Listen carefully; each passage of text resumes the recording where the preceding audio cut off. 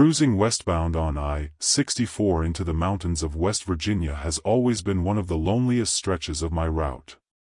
But on this particular night, something was wrong before I even reached the tunnel. The air suddenly felt heavy, as if a thunderstorm was approaching, except the sky was clear. The radio lost signal suddenly, not gradually. And with every mile I got closer, a tight feeling in my chest grew. When I saw the tunnel entrance, something inside me told me to turn around. But it was the only viable route at that moment. I walked in slowly. The lights inside were dim but steady. But the sound was different. It wasn't the normal roar of an engine reverberating on concrete. It was deeper. Like a distant drum, rhythmic. Slow. And suddenly, I realized, it was a sound that mimicked a heartbeat. Low, spaced out. As if the tunnel had a heart of its own. The entire structure seemed to expand and contract in an almost imperceptible rhythm. As if it were breathing. I felt the pressure in my ears change. The air grew warmer, more humid. And then, right in the middle of the tunnel, the lights went out. The darkness was total. Not even the truck's high beams could cut through the darkness. And that's when I felt the tunnel exhale. A warm sigh, coming from the walls, as if it had recognized me. The sound of my heartbeats increased. And something in my chest began to follow suit. I found myself breathing in time with the tunnel, as if my body were being forced to synchronize. I tried to speed up, but the tires seemed to spin. As if the ground had gone soft. Like flesh. As if the tunnel was trying to hold me back. I gripped the steering wheel tightly, trying to stay focused, but something started to vibrate inside the cabin. Not the engine, it was already off. It was as if the truck itself had become in tune with the tunnel.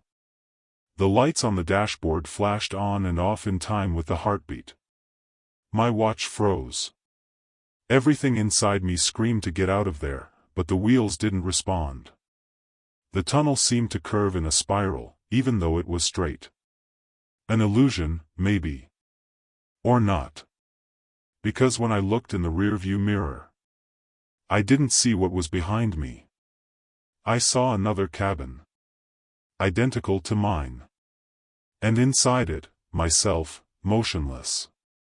I blinked several times, thinking it was a reflex, some play of light, or a hallucination. But it wasn't. The me in the rearview mirror didn't make the same movements I did. He stared at me, his hands on the steering wheel, his face too pale, as if he'd been there for a long time. I tried to get out of the cabin, but the door was stuck. The handle wouldn't turn, as if it had been sealed. And then the tunnel pulsed again. A hot breath rose through the cracks in the dashboard, like air coming from the entrails of something living. Along with it, a smell of iron and wet earth, like a cemetery after rain. The truck's radio turned on by itself and emitted a muffled sound. At first it was just a hiss, but soon it turned into a voice. Mine. Only slower. You're in the middle. You've always been in the middle. With each repetition, the voice sounded more distant, as if it were being recorded and played back by something that didn't quite understand what it was saying. I started screaming, not for help, but to try to break the cycle, wake up, force my brain out of that trance. And in the middle of the scream, the tunnel breathed in. A deep, drawn-out noise, as if it were filling its lungs. The entire truck shook. Then the lights came back on. All at once. And the sound stopped. The ground was firm again. I started the engine, which started right away, and drove to the end of the tunnel without looking back. When I came out on the other side, it was like I had crossed a threshold. The sky was clear, the radio started working again, and the clock showed exactly the same time as when I had entered. But I knew that much more time had passed. At the nearest gas station, I stopped to try to understand. I checked the entire truck. And that's when I saw it. On the rear bumper, there was a handprint. A large one. As if something had pushed the truck through the tunnel. I tried to ignore it. I continued on my way. But in the following days, I noticed something strange. Every time I passed under a structure, viaducts, tunnels, even warehouses, the sound changed. It became muffled. And my chest tightened, as if something was still breathing along with me. I started recording the sound of the engine during these passages, and on one of them, I noticed a beat in the background of the audio. Rhythmic. Constant. Just like the one in the tunnel. And worst of all, synchronized with my own heart. I started avoiding tunnels. I started taking longer routes just so I wouldn't have to go through covered structures. But it seems to be no use. Because now, even in the open air, I sometimes feel the air change. Warmer. Denser. And the sound, that same muffled, low sound, beating like a huge heart, appears out of nowhere. And along with it, the feeling that something is following me. Not in the rearview mirror. Inside. In the cabin. As if I had left a version of myself inside the tunnel, and it still wants to reach me. There was a night when I stopped at a gas station to sleep and woke up to the sound of a sigh. But it wasn't mine. It was the same warm sigh I'd heard in the middle of the tunnel. And when I checked the truck's dashboard, the clock had gone back to the same time as days ago. Exactly the same time as when I'd crossed. As if time there was cycling, repeating, insisting. I started filming the trips, to have some proof. But when I watched the videos later, in all of them, there's a moment when I appear motionless. Hands on the steering wheel. Not blinking. Not breathing. As if, for a few seconds, I stopped being myself. I thought about seeking help, a priest, a psychologist, someone who could tell me that this was all in my head. But how do I explain the handprints that appear on the bodywork after each tunnel? How do I explain the audios of my voice repeating phrases I never said? How do I explain the truck shaking, as if it were being pulled into something invisible, every time I get close to a passage? It's not psychological. It's physical. It's real. The tunnel breathes. And now, it breathes with me.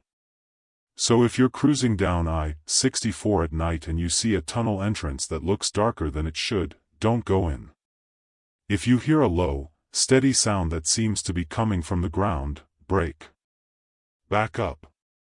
Because if you get halfway down, and the tunnel breathes in, it might not want to let you go. The Queensland outback is dry, endless, and strange. I've been driving those roads for over 15 years, and I know exactly where to stop, where to fill up, where to sleep. But one morning, after an off-route delivery, I found myself with my tank almost empty on a road I didn't remember taking. The GPS was frozen, there was no signal, not even a sign. That's when I saw the dim light of a gas station up ahead. It looked old, but clean. The price tag was off, and only one pump was working. I didn't see anyone at the counter, just an intercom attached to a pillar, with a red button. I pressed it, and a metallic voice answered, "Put the hose on. You already know the cost." I thought it was strange, but I was tired and had no other option. I filled up to the limit, and the whole time I felt a slight pressure in my head. Like altitude sickness. The pump display didn't show any values, just a counter that went up in minutes. It seemed to be marking time. I thought it was a glitch in the display. When I finished, the voice said, "Thank you for your contribution. You can go ahead." I got into the cabin, feeling strange. As if I had driven for hours, even standing still. My body was heavy, my eyes dry. I looked in the rearview mirror, and the shock came. My hair, which had always been dark brown, had gray strands. Lots of them. My face, more marked. The dark circles under my eyes. But what scared me the most was the feeling of emptiness. I tried to remember the name of my elementary school teacher, a silly memory that always came easily. Nothing. Then I tried to remember the first movie I saw at the cinema. Emptiness. I tried to call my wife, but I couldn't remember the number off by heart. And when I picked up my cell phone, I had 2 recent connections, from contacts I didn't recognize. As if part of my memory had been drained. I stopped the truck right there, my heart racing. I got out and ran to the gas station, but it looked different. As if it had aged too. The paint was more worn, the roof light was off, the pump was cracked. I knocked on the intercom, but there was no answer.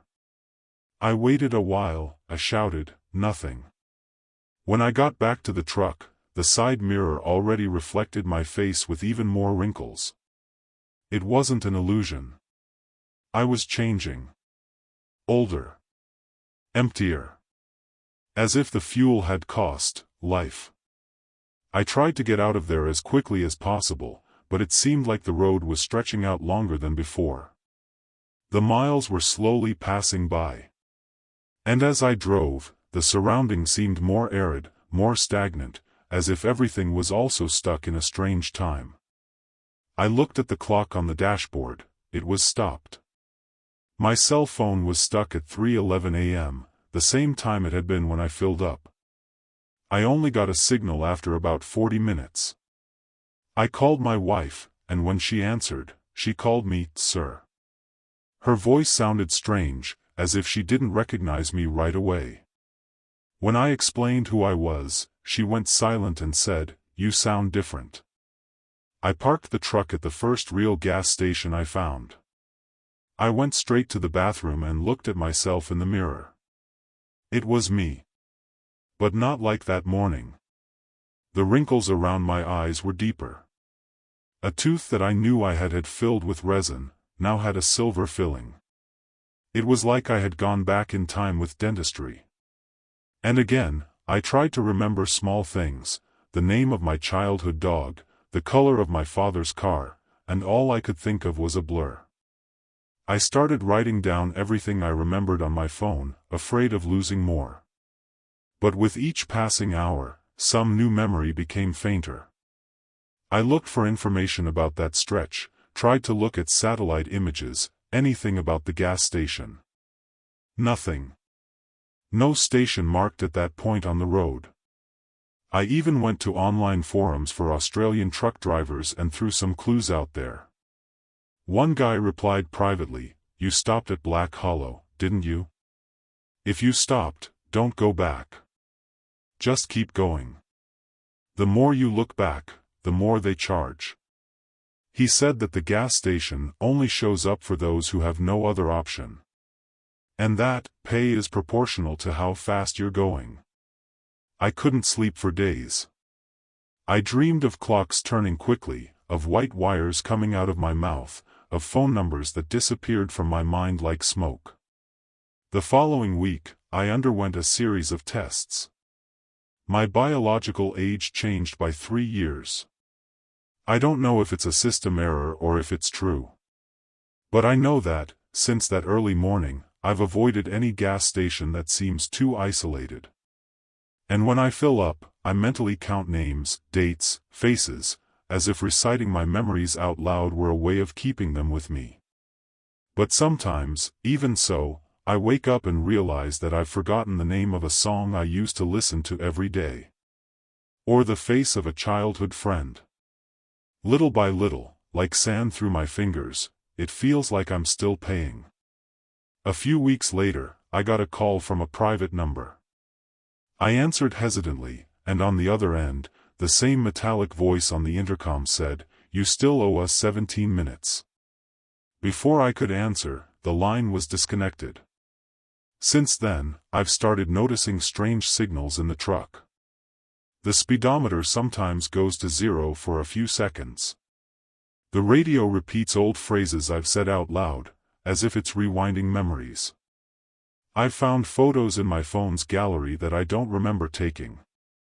In one of them, I'm standing in front of the gas station, but with completely white hair. One recent morning, I woke up in the cabin to the strong smell of diesel fuel. The tank was full, although I was sure I hadn't filled it. And on the dashboard, a note written in red marker, "Payment in advance. Return soon." From there, I began to notice other physical changes, like a slight tremor in my hands, a fatigue that wouldn't go away, and even a spot on my right eye that the doctor couldn't explain. But what scares me the most are the lapses. I've taken wrong turns that I know by heart. I've mixed up dates. I've forgotten the names of relatives for seconds that felt like hours. Some colleagues say I'm getting paranoid. Maybe I am. But one of them, who was joking about this whole story, recently told me that he had filled up on a similar road. When I met him a few days later, he was different. Not physically, but in his eyes. The way he spoke, the pauses. As if he was trying to remember who he was. I asked if it was the same place, and he just said, "I don't think I've ever left there." That made my stomach turn. Because that's exactly the feeling I have. That a part of me stayed at that gas station. And that everything else is being charged in installments. So if you ever find yourself lost in the Australian outback and see an old gas station lit by a dim light, with no price sign, keep going. Even if your tank is red. Even if you're sleepy. Because the fuel there doesn't come from a tank. It comes from you. And time, once given, can't be returned. Not even when you forget you wasted it. The first time I heard the thunder, I thought it was just a regular storm brewing in the distance. I was driving along Alberta Highway 2, the sky was clear, not a cloud in sight. It was still late afternoon, golden light hitting the dashboard, and yet, boom. A dry, heavy thunderclap coming from somewhere behind the truck. I glanced in the rearview mirror, nothing. No rain, no dust, no sign of a storm. The sound was so loud that I felt my steering wheel vibrate. I slowed down a bit, turned on the radio to see if there was a severe weather warning. But everything was normal. And the sky was incredibly clear. But the thunder came back. About 5 minutes later. This time it was closer, more serious, as if it were outside the cabin. Almost as if it were following me. I started paying attention. Every time I thought about stopping, out of tiredness, hunger, or to stretch my legs, it would come. A loud, dry, direct boom. As if it were a warning. And the more I ignored it, the more aggressive the sound became. I passed 3 rest areas and at each one I thought about pulling over. But as soon as I considered it, it would appear. Sometimes loud enough to shake the side mirror. After the 3rd time, I started to get a headache. The sound of thunder seemed to affect something beyond my hearing. It was as if the air around me became denser, more charged. And even inside the closed cabin, I could smell wet earth, like after rain, even though not a single drop had fallen. I convinced myself that it was just paranoia, some kind of fatigue problem.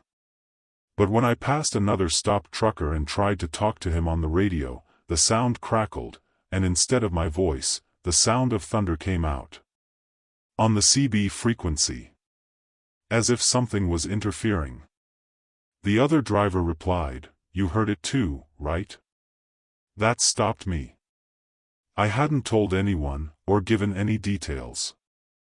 I asked him what he meant, but he just replied, "If you stop, he'll come closer." I tried to make conversation, but he hung up. I felt more alone than ever on that straight, deserted road, under a sky that insisted on appearing calm. But it was a lie. Because the sound never stopped. Always behind, always following. And the more I thought about stopping, the louder the sound got. I drove for hours without stopping. The thunder kept coming, always behind me, sometimes so loud that I could feel the ground vibrating under my tires. At times, it seemed to come from under the truck. I even thought I had a mechanical problem, some kind of suspension problem. I stopped at a gas station to fill up without turning off the engine and asked the attendant to take a look. He went to the back of the truck, and when he came back, he was pale. "Your trailer is shaking," he said. As if something big was stuck inside. I went to check, but there was nothing. The cargo was the same. Only the air, dense, heavy, smelling of ozone. I got back on the road, but now I was really scared. It wasn't just a sound. It was a presence. Something was with me. Something that didn't want me to stop. I started testing it. I pretended to think about stopping somewhere nearby, and then, boom. A thunderclap that nearly burst my eardrum. When I kept my mind focused on the route, the movement, the flow, the sound diminished. It didn't disappear, but it grew more distant, as if it were letting me go on. It was as if the very thought of stopping irritated it.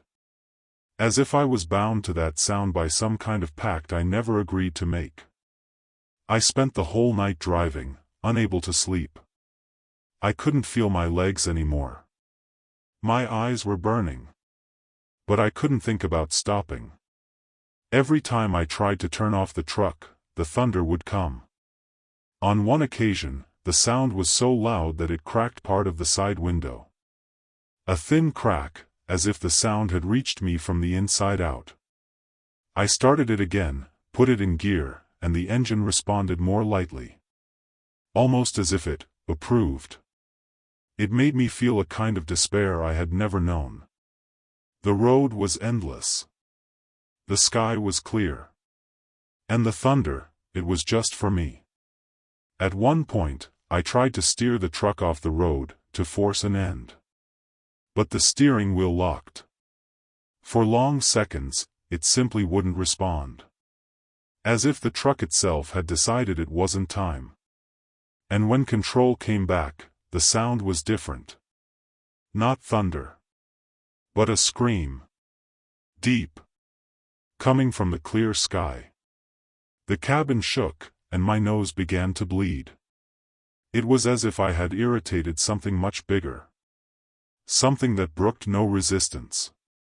So I got back into the flow. I let the road take me. And the thunder calmed down. A few hours later, I saw a sign for a small town. He was determined, he was going to stop there, no matter what. I slowed down, and for the first time in hours, the sound didn't come right away. But the moment I hit the brake, I heard thunder, not behind me, but inside the cab. The sound exploded inside my head. I had to cover my ears, but it was no use. It was as if the thunder had lodged itself in my skull. The pain was so intense that I lost my vision for a few seconds. When I looked again, the truck was back on the road, as if it had driven itself. Since that day, I have never been able to stop completely. I only sleep with the engine running. And even then, my dreams sound like thunder. I have consulted doctors, neurologists, even exorcists, and no one can explain what is happening. All I know is that when I try to stop for too long, the pressure in my head returns. The sound comes back.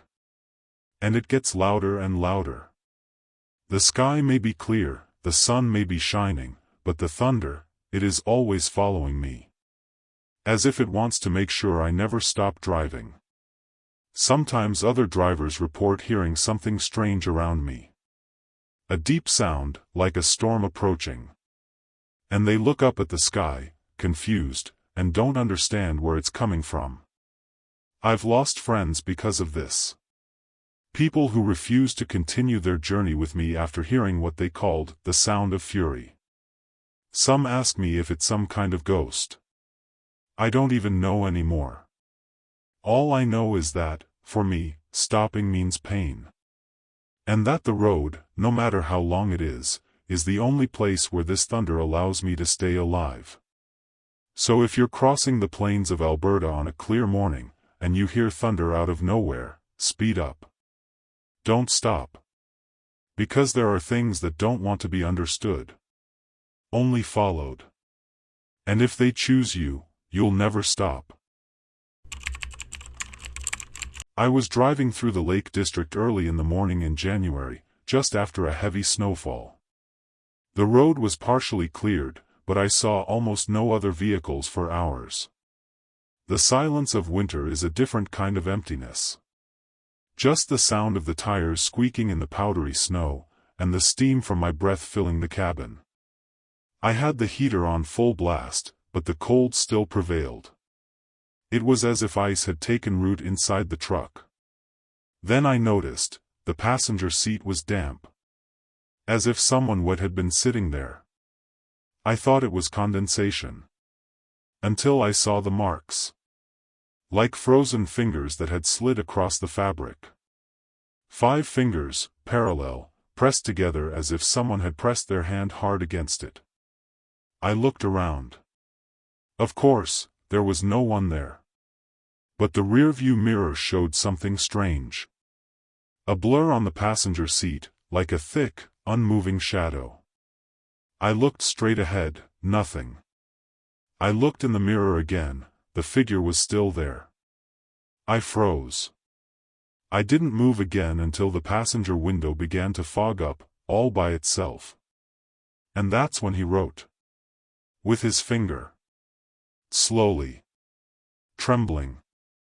Don't forget me. Letter by letter, appearing on the cold glass. I was alone. Locked inside. It couldn't be someone from the outside. The air inside the cabin got even colder. As if it was drawing heat from me. My breath disappeared. My mouth went dry. And I kept looking. Until, by instinct, I ran my arm over the glass to erase it. But even after it was wiped clean, the cold remained. On the seat. On my skin.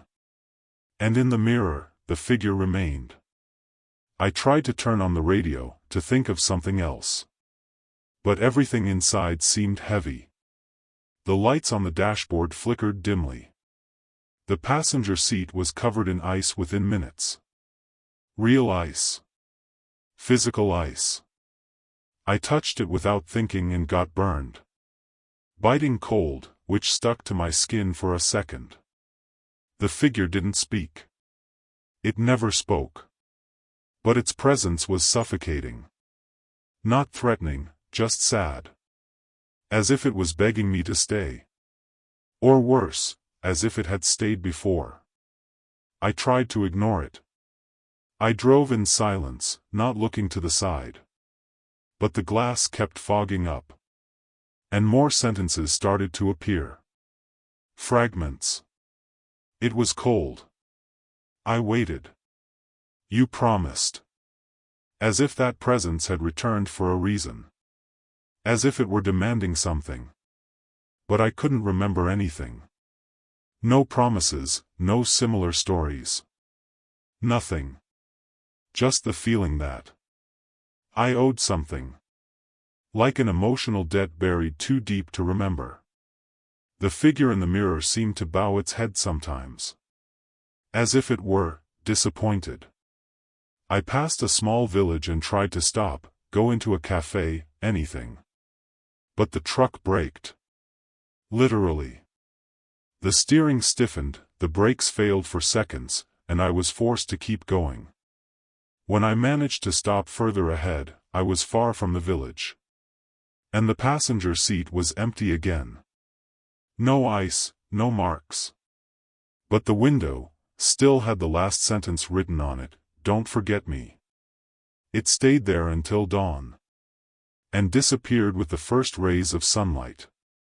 As if it could only exist under the veil of night and snow. I started researching accidents on that route. I discovered that 10 years ago, a truck had overturned on the same curve where I'd felt the brakes lock up. The driver had died, trapped in the cab during a blizzard. He was found days later, covered in ice. His name was Thomas Myers. I never knew if that was the name on the windshield, the handwriting was too shaky. But I started to notice that every time it snows heavily and I drive down that road again, the passenger seat gets cold. Always. Even with the heater on full blast. Since then, I've kept the bench covered with a thermal blanket. And sometimes, when he appears, I whisper, "I remember." I don't know if that's true. But he seems to accept it. The figure stays there for a few minutes, without writing anything.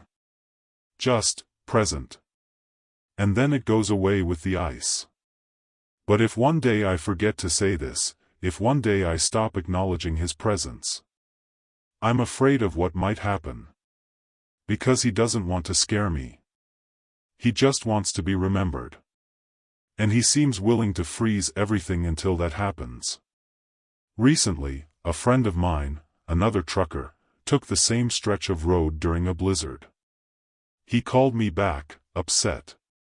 He said he suddenly felt the cabin freeze, that the mirror showed a figure in the passenger seat, and that the passenger window fogged up with a single sentence, "He forgot." He didn't understand at first, but when I told him my story, he went silent. A few days later, this same friend called me again. He said the figure was back, and that he had written a new sentence, one by one. Now, he refuses to drive in that area. And I understand. It seems that the more people forget, the more he appears. As if his memory were fading over time, and looking for others to carry the memory. I've tried to write about it on forums, but most people don't believe it. Only those who saw it understand. Only those who felt the cold on their skin know that it's not just psychological. It's not imagination. It's real. It's physical. It's as cold as death. And it carries a loneliness so deep that it seems to drag the soul into a silence that has no end. These days I keep a little note taped to my dashboard, Thomas Myers. 2013, Lake District. I read it every time it starts to snow. Sometimes it appears, sometimes it doesn't. But whenever the passenger seat starts to get cold, I know. I don't have to look. I just say, calmly, in a firm voice, "I haven't forgotten." And the glass doesn't fog up. No new sentences emerge. The figure stays there for a few minutes, and then it disappears like ice in the sun. Silent. So if you're passing through the Lake District during a blizzard, and the cabin air feels thick, don't panic. Just remember it. Say its name. Talk to it. Because what scares the dead most, isn't forgetting. It's repeating the silence that killed. The first time I took Loop 27 was by mistake. I left Billings heading to Helena, and the GPS got stuck right at the fork. I followed the road that seemed more direct. The signage was old, but I could read it, Highway 27. Clean asphalt, a faded center lane, but nothing that caught my attention. But after about 40 minutes of driving, I noticed that I was passing the same spots. An abandoned gas station, a broken barbed wire fence, and a blue pickup truck parked in the same corner. I thought it was a coincidence. Until I made the second lap and everything was the same. Except with one difference, the sky was more lilac. On the third lap, the radio started to fail. It was playing a song I knew, but the vocalist's voice had changed. As if it were another version of the same song. The vegetation on the shoulder had also changed. The trees were taller. Closer. And the silence was heavy. I would pull over on any shoulder, turn off the truck, and take a deep breath. But when I turned it back on, I would go back to the same stretch. The abandoned gas station. The fence. The truck. And a feeling that something was watching me.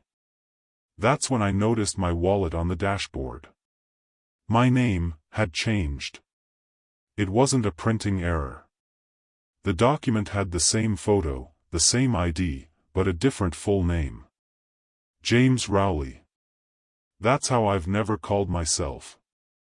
And then I panicked. I grabbed my phone and tried to take a picture, but the camera froze every time I pointed it at the dashboard. On the fifth lap, my hands looked different. The veins were more prominent. My nails were shorter.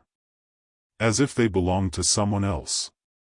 I opened the sun visor mirror and froze. My face looked a little older. Not much. Just enough to be annoying. As if I had spent years there, in minutes. On the seventh lap, the road began to change. The gas station now had lights on, as if it were working. There was a figure inside, but the face was blurred. The fence had been repaired. The truck was no longer blue, but black, and the hood was smoking. I tried to pull off the road, turn onto the shoulder, climb the embankment. But every time I did, the world would go dark for 2 seconds, like a power outage, and I would reappear on the road again. Driving straight ahead. Same spot. As if space itself had swallowed me. I felt like I was in a circular prison, where each turn took away a piece of my reality. On the 8th lap, the radio started playing a voice, not a song. It was my voice. But it was repeating phrases I'd never said. You'll forget. You'll adapt. You'll accept. And after that, laughter. Long, drawn-out laughter, like something was enjoying it. When I tried to turn the radio off, it stayed on. Even without power. By now, the trees had changed color. A reddish hue, almost autumnal, but out of season. And the truck was no longer empty. A man was staring at me, and I swear it was me. With the same eyes. But thinner. More tired. Like he'd driven too many laps. By lap 9, my clothes were different. I didn't remember changing, but now I was wearing a shirt I didn't recognize, with a strange logo on the pocket. My ID showed a different name again. Jonas Heller. This time, even the handwriting on my badge was different. I tried to force myself to remember my original name, and it was hard. It came slowly, as if it were a memory too old. As if it were buried beneath new layers of identity. Panic turned to disorientation. And then to apathy. It was as if the road didn't want me to fight. It just wanted me to accept it. On the 10th lap, I stopped. I turned off the truck in the middle of the track. I got out. And the world went silent. Absolutely silent. No wind. No engine. No echo. As if I were inside a model car frozen in time. I looked back and forth, the road curved in on itself. There was no beginning, no end. Just a loop. And that's when I saw a mark on the asphalt, right below my door, a line scratched with my real name. Mark Jensen. The ink was almost erased. As if someone had tried to remember, and failed. I sat on the side of the road and cried. For the first time in a long time, I felt like I had nowhere left to go. No past to seek. No future to reach. Just a moldable present, changing with every turn. I began writing my name on the dashboard, on the steering wheel, on the window. Mark Jensen. Mark Jensen.